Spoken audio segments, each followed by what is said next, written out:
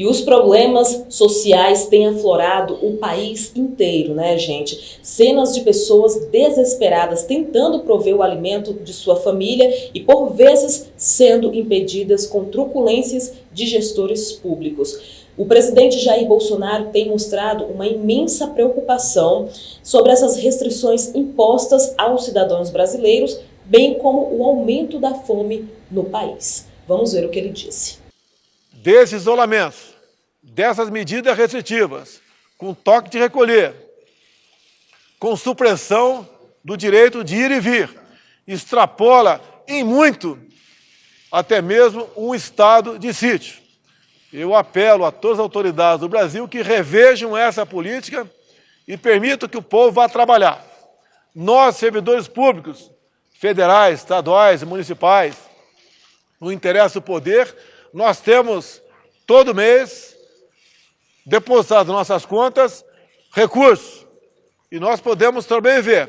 Agora, a maior parte da população, aí incluído quase 40 milhões de autônomos, conhecidos como invisíveis, perderam quase tudo.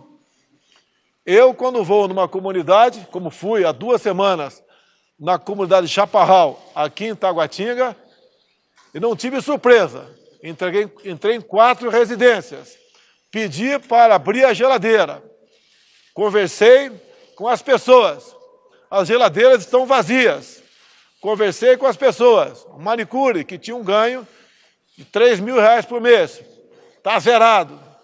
Outros perderam o emprego.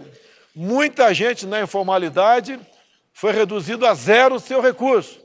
A fome está batendo cada vez mais forte na casa dessas pessoas, que lacrimejam seus olhos quando vê que não tem o mínimo para dar para os seus filhos. Eu temo por problemas sociais gravíssimos no Brasil. O auxílio emergencial é um alento. É pouco, inclusive, reconheço, mas é o que a nação pode dispensar à sua população. Só temos um caminho: deixar o povo trabalhar.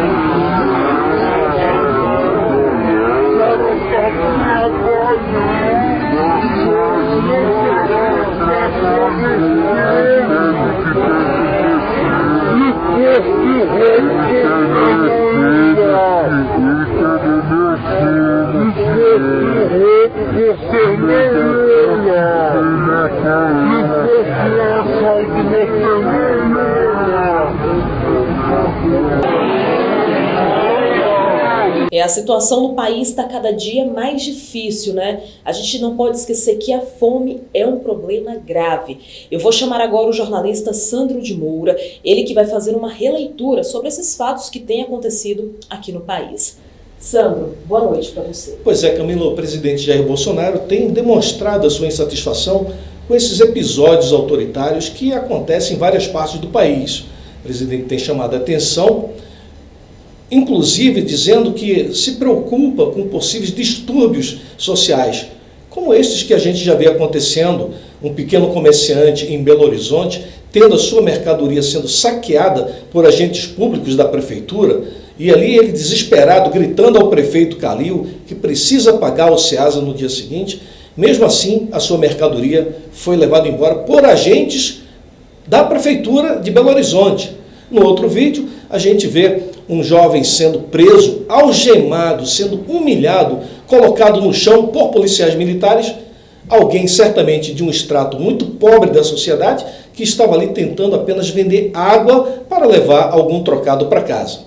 O presidente Jair Bolsonaro tem falado sobre isso, que essas ações têm sido respaldadas, inclusive pela alta corte do nosso país. E, segundo o presidente, isso pode se agravar ainda mais. Aí o presidente apela a governadores e prefeitos para que reabram as suas cidades. Não é demais lembrar que o lockdown foi uma política estabelecida há um ano atrás, apenas para dar tempo de organizar o sistema público de saúde. Mas isso nós estamos falando de mais de um ano atrás. Será que ainda não deu tempo organizar o sistema de saúde? O presidente frisou ainda que bilhões de reais foram enviados aos estados e municípios. Por conta disto, as prefeituras e governo dos estados tiveram suas contas superavitárias no ano que passou. Mas nós não vimos o mesmo em relação ao atendimento à saúde da população. O deputado Sardinha, deputado distrital aqui do Distrito Federal, falou com a gente o seguinte: em tempo de pandemia, os governantes não estão sabendo o que fazer. É uma constatação.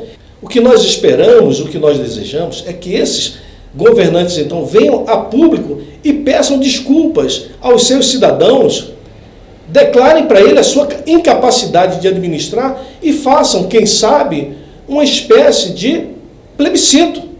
Será que os moradores da sua cidade querem que a sua cidade seja fechada, seja trancada, ou eles desejam trabalhar? Façam um plebiscito, aí sim seria algo um pouco mais democrático. E por falar em democracia, nós desejamos que a alta corte do nosso país garanta a cada cidadão brasileiro o seu direito constitucional de ir e vir e, sobretudo, o direito de colocar o pão na mesa, que esse é um direito sagrado a todo ser humano, não apenas aqui no Brasil, mas no mundo inteiro. Então, nós fazemos votos de que a alta corte do nosso país possa entender que todo cidadão tem direito à vida, e o direito à vida começa pelo direito ao trabalho, trazendo pão para a sua mesa. Enquanto isso não acontece, todas as expectativas voltadas para a presidência da República, porque apesar de termos um presidente acuado, isolado da grande mídia, sabemos que ele está de olho no direito de cada cidadão brasileiro. E que possa acontecer uma virada positiva nesse quadro, que cada um de nós possamos ter o direito de sair para trabalhar e trazer o pão para casa. Sandro de Moura, de Brasília. Sandro, obrigada pela sua participação. Excelentes considerações.